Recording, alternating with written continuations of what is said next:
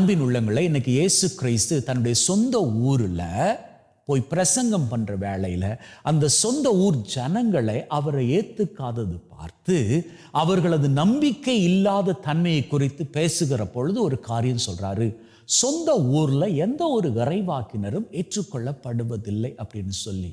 அது என்னமோ வாஸ்தவம் தான். என்ன சொன்னால், இன்னைக்கு குருக்கள் எத்தனையோ காரியங்களால் சவால்களுக்கு உட்படுத்தப்படுறாங்க.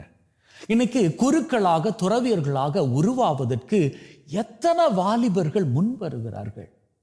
அப்பேற்பட்ட நிலை இன்னைக்கு குறைஞ்சிக்கிட்டே போகுது. நாங்கள்லாம் கிட்டத்தட்ட ஒரு 80களில் குருமடத்துக்கு போய் படிக்கிற வேளையில் 43-45 பேர் குருக்களாக உருவாவதற்கு எங்களை ஆயத்தப்படுத்திக்கிட்டு இருந்தோம். அதில் நாங்கள் கிட்டத்தட்ட ஒரு 25 பேர் குருக்களாக இன்னைக்கு வரைக்கும் குருக்களாக உருவான நிலையில் இருந்து கொண்டு பணியாற்றி கொண்டு இருக்கின்றோம். ஆனால் இன்னைக்கு குருமடங்கள் எந்த அளவுக்கு வளர்ச்சியை பெற்றிருக்கிறது அப்படின்னு சொல்லி பார்த்தால் வளர்ச்சி அல்ல, வீழ்ச்சியை தான் கண்டுகிட்டு இருக்குது. நிறைய பேர் குருக்களாகவோ துறவியர்களாகவோ தங்களை அர்ப்பணிக்க முன்வருவதற்கு கொஞ்சம் தயங்குறாங்க. என்ன சொன்னால், அவங்களுக்கு பயம்.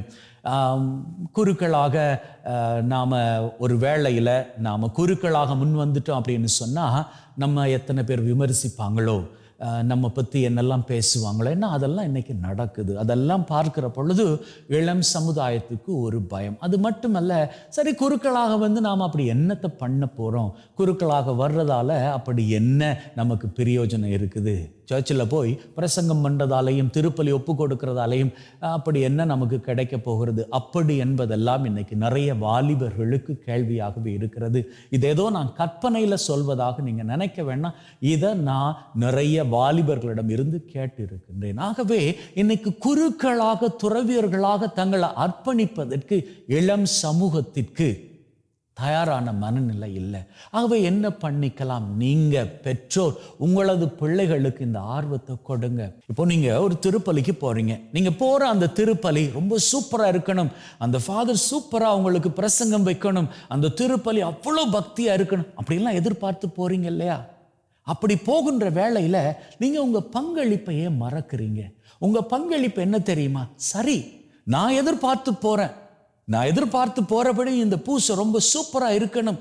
அது போல இந்த குருவானவர் சூப்பராக பிரசங்கம் வைக்கிறாரு, சூப்பராக பிரசங்கம் வைப்பது மட்டுமல்லாது திருப்பலி ஒப்பு கொடுக்கிறார் அப்படின்னு சொன்னா, ஏன் நானும் என்னுடைய பங்களிப்பை கொடுக்க முடியாது? என்னுடைய வீட்டில் இருக்கக்கூடிய ஒரு பையனை நானும் ஏன் ஆண்டவரது பணிக்காக அனுப்பி வைக்க கூடாது அப்படின்னு சொல்லி ஏன் நம்முடைய பங்களிப்பை நாம யோசிப்பது கிடையாது? இப்படி நான் கேட்கிற வேளையிலேயே பெற்றோரது உள்ளத்துல ஓடிக்கிட்டு இருக்கிற கேள்வி எண்ணம் என்ன தெரியுமா? எங்களுக்கும் விருப்பம் தான், ஆனா பையன் தான் போக மாட்டான் அப்படின்னு சொல்றானே. கரெக்டு. ஏன் அப்படின்னு சொன்னா, அந்த பசங்களுக்கு இந்த குருக்களாக துறவியர்களாக வருவதற்கு முன் வருவதற்கு அவர்களுக்கு கொஞ்சம் தயக்கம். ஏன் அப்படின்னா, அநேக இல்லங்கள்ல இன்னைக்கு டாபிக்கே குருக்கள் தான். இதை நான் யாரையும் காயப்படுத்துவதற்காக சொல்லலை, இதை கொஞ்சம் புரிந்து கொள்வதற்காக சொல்லுகிறோம். நம்முடைய குருக்களை பற்றி நாம் நல்ல விதமாக பேசுவோமாக இருந்தால் அதை குறித்து கேட்கக்கூடிய பிள்ளைகள் என்ன பண்ணுவாங்க? அவங்க தாங்களும் குருக்களாக வரணும் அப்படின்னு சொல்லி முன் வருவாங்க. இப்போது நாங்கள் குருக்களாக எங்களை அர்ப்பணிக்கணும் அப்படின்னு சொல்லி சின்ன வயசுலேயே குருமடத்துக்கு செல்லுகின்ற வேளையில் நாங்கள் எங்களது சிந்தையில் எடுத்துக்கொண்ட காரியம் குருக்கள் பற்றி எல்லாமே நல்ல காரியங்கள். அப்போது உங்களுக்கு கிடைத்த அத்தனை தகவல்களும் அத்தனை காரியங்களும் நன்மையானவை. ஸோ அதை நாங்கள் மனதில் வைத்து கொண்டு தான் நாங்கள் குருக்களாக உருவாகணும் அப்படின்னு சொல்லி எங்களை அர்ப்பணிக்கும்படியாக வந்தோம். ஆண்டவரது அழைப்பு எல்லாருக்கும் தேவைதான், ஆனால் நாமும் கொஞ்சம் முன் வரணும் இல்லையா?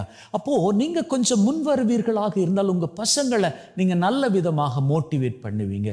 சரி, உங்கள் பங்கில் ஏதாவது பிரச்சனைகள் நடந்து இருக்கலாம், ஒரு வேளையில் உங்களுக்கும் உங்களது பங்குச்சுவாமியாருக்கும் ஏதாவது முரண்பாடுகள் இருக்கலாம். அந்த முரண்பாடுகளை நீங்கள் உங்கள் பசங்க தெரிந்து கொள்ளாதபடி பார்த்து கொள்ளுங்க. என்ன சொன்னால், நீங்கள் உங்களது சுவாமிமாரை பற்றி பேசுகிற பொழுது உங்கள் பசங்க அடுத்த ஜென்ரேஷன் குருக்களை பற்றி துறவியர்களை பற்றி தப்பாக யோசிப்பாங்க இல்லையா? அவர்களது மைண்டில் அந்த காரியம் ஊறிவிட்டால் அதுக்கப்புறமாக அவர்கள் சர்ச்சுக்கு போகவே தயங்குவாங்க இல்லையா? உங்க பங்குச்சுவாமியார் இன்னைக்கு இருப்பார், நாளைக்கு வேறொரு பங்குச்சுவாமியார் வந்துடுவார். அந்த பங்குச்சுவாமியார் உங்க கூட ரொம்பவும் நன்றாக இருந்தா கூட உங்க பசங்க அவங்கள கூட நல்லபடியாக ஏற்றுக்க மாட்டாங்க. ஆகவே நீங்க பெற்றோர் தயவு செய்து உங்க பிள்ளைகளை ஊக்குவிக்கும்படியாக குருக்களை குறித்து, துறவியர்களை குறித்து நல்லபடியாக பேசிக்கொள்ளுங்கள். இரண்டாவது காரியம், உங்களது குருக்கள் துறவியர்களுக்காக ஜெபிங்க. என்ன சொன்னா, இன்னைக்கு எத்தனையோ குருக்கள் இளம் குருக்களாக இருக்கலாம், நடுத்தர வயதுள்ள குருக்களாக இருக்கலாம், வயதான குருக்களாக இருக்கலாம். இதுல எத்தனை குருக்களுக்கு அவர்களது பெற்றோர் இருக்கிறார்கள் யோசிச்சு பாருங்க. இப்ப எனக்கெல்லாம் என்னுடைய பெற்றோர் கிடையாது. அப்போ எனக்காக யார் ஜெபிக்கணும்? நீங்க தானே.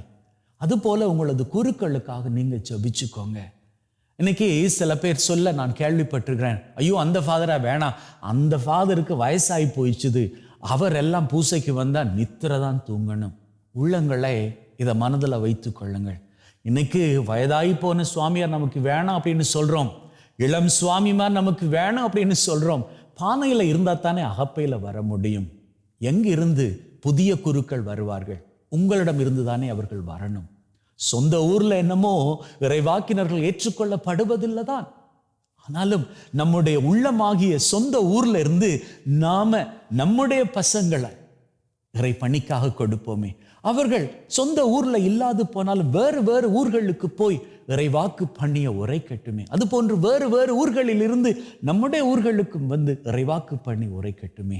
அப்படி ஆண்டவரது பணிய நாம எடுத்துரைப்பதற்கு நாம் ஒரு கருவியாக இருப்போமாக இருந்தால், இன்றில் இருக்கும் நிலை, இந்த குருக்கள் பற்றாக்குறை என்கின்ற நிலை மாறி ஆண்டவரது பணி சிறப்பதற்கு நாமும் ஒரு கருவியாக இருக்கின்ற அந்த தருணம் நம்முடைய வாழ்க்கையும் சிறப்பை காணும், நம்முடைய வாழ்க்கையும் செழிப்பை காணும்.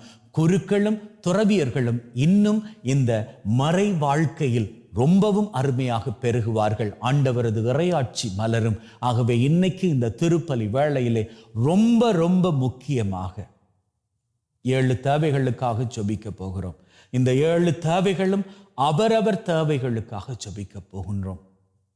3 விஷயோட தேவைகள் ஜெபிப்போம் இல்லையா? அந்த 3 விஷயோட தேவைகளில் ஒன்றை ஏணும் குருக்களுக்காக. உங்களது குடும்பங்களிலிருந்து குருக்கள் துறவியர்கள் உருவாக வேணும் என்பதற்காக. குருக்கள் துறவியர்கள் தங்களது வாழ்க்கையில் இறைவனுக்கு பிரமாணிக்கம் உள்ளவர்களாக வாழ வேண்டும் என்பதற்காக. அவர்கள் எத்தனையோ சவால்கள் மத்தியில் தான் இறைப்பணி ஆற்றிக் கொண்டிருக்கிறார்கள். அவர்கள் வாழ்க்கை இன்னமும் பலப்பட வேண்டும் என்பதற்காக உருக்கமாக ஜெபித்துக் கொள்ளுங்கள். ஜெபித்து பாருங்கள். நிச்சயமாக நம்முடைய திருச்சபை இன்றில் இருக்கும் நிலையிலும் பார்க்க இன்னும் அதிகமான செழிப்பையும் சிறப்பையும் கண்டுகொள்ள, அதன் மூலமாக நம்முடைய வாழ்க்கை மகிழ்வையும் சிறப்பையும் செழிப்பையும் கண்டுகொண்டு சிகரங்களை உயரங்களாக தொட்டுக் கொள்ளும். அமேன்.